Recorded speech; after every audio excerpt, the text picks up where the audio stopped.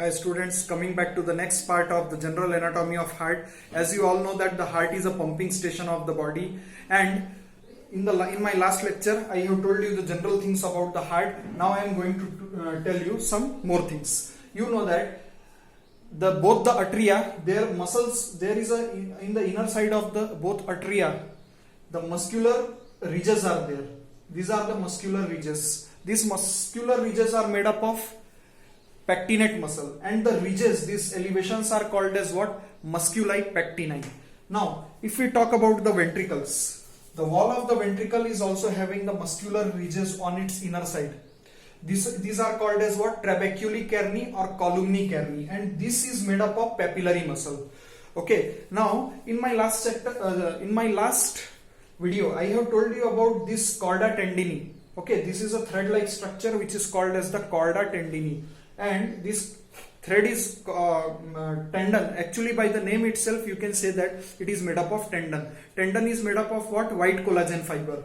So one end of this chorda tendini is inserted inside the papillary muscles of the wall of ventricle, and another end is inserted in the tricuspid and bicuspid wall. Now what is the function of chorda tendini? What happens when both the ventricles are totally filled with the blood? Then what will happen?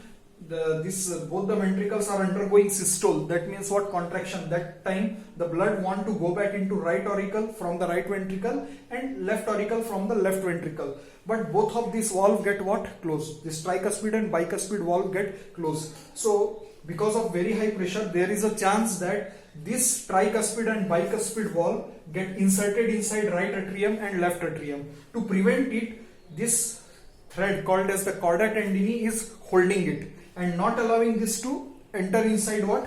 Right auricle. Clear? So this was all about the general anatomy of human heart. And one more thing, from this right ventricle a pipe is coming out, that is called as what? Pulmonary artery. And from this left ventricle, this one pipe is coming out, that is called as systemic aorta. So the deoxygenated blood which is found in the pulmonary artery, that is going out by what? In the right ventricle, whatever the deoxygenated blood is formed, that is going to the lungs through this pulmonary artery. Here the pulmonary word is there. Pulmonary word is related to the lungs. And here systemic aorta. Systemic means what? Tissues. Here the oxygenated blood is going into what? Tissues. So that's why the word is what? Systemic aorta. Now this pulmonary artery is guarded by one valve called as the pulmonary semilunar valve here. And this systemic aorta is also guarded by one valve called as the aortic systemic valve, or this is pulmonary semilunar valve and this is aortic semilunar valve. Aortic semilunar valve, not systemic, aortic semilunar valve. Thank you. This was all about the general anatomy.